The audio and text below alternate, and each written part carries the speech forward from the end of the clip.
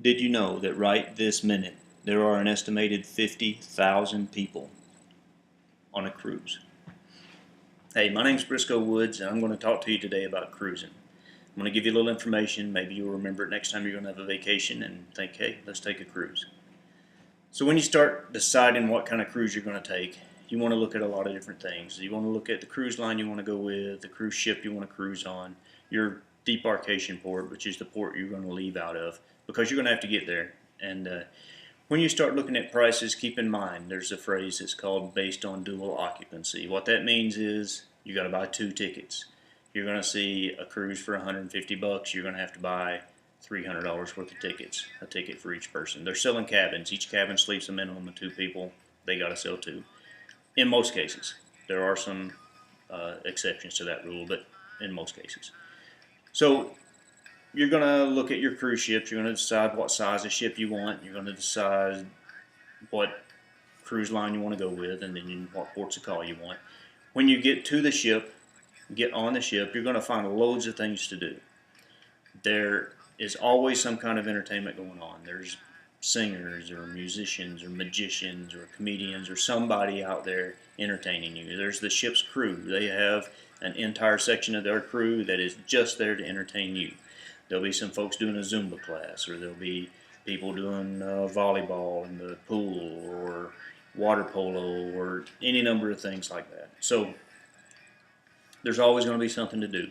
Your nighttime entertainment is going to be a Broadway type or Vegas type show that's put on by the shipboard crew, and they're usually pretty good. You'll enjoy those. Then they're going to have some contract entertainment. Again, comedians, singers, musicians, magicians, any number of entertainment folks. They're going to have an early show and a late show, so you can catch your dinner and still see the main show. Then the bars on the ship, they're going to have a blues club, or they're going to have a jazz bar, they're going to have coffee bars, and they're going to have champagne bars, and there'll be plenty of places to find some kind of entertainment. When you get into port, you're going to have loads of decisions to make on excursions, preferably done before you get to port, because you're going to have to make reservations. But that aside, there's going to be any number of things to do, from a horse-drawn carriage to a van ride around the local area, to going to a Mayan ruins, to doing a zip line or a helicopter ride, or swimming with the dolphins, or scuba diving, or snorkeling, or going on a boat ride, or going on a hike, or going on a four-wheeler, whatever. There's going to be a load of stuff to do. When you get back on the ship that night, you're going to have your nighttime entertainment. You're also going to have your casino. One thing I haven't talked about, you always hear about when you're talking about cruises, and that is food. There is loads of food. It's been said that if you go on a 7-day cruise and you don't gain 5 pounds, you didn't do it right. So there's the buffet. The buffet is open just about any time you're awake, right? Sometimes they'll close it between dinner time and lunchtime, or between lunchtime and breakfast, so that they can change the food. Sometimes they'll just close half of it, and then they'll change the food on that half, and the other half's open. So us people who like to eat can go grazing right on through there.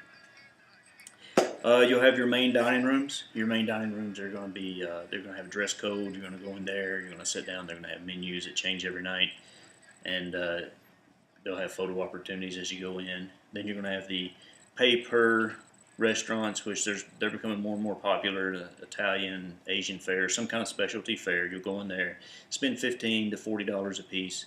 Fantastic food, fantastic service. And room service. Room service is 24 hours a day. You can get food served to you in your room 24 hours a day. Doesn't cost you a dime unless you tip the person, which is probably a good idea. So that's basically it. I think I've talked about everything that I can think of, and everything I've got time for. There's a lot of other stuff, a lot of other information on the web. Go to www.cruise.com, cruisecritic.com. Those were the 2 sites that I used for most of my information, other than my personal experience. Each individual cruise line, they've got their own websites. You can get a lot of information there on them.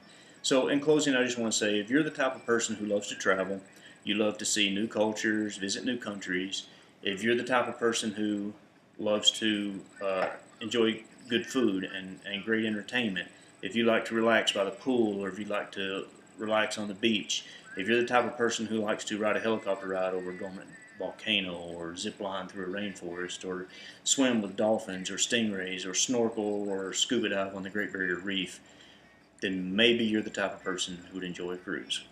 Thank you.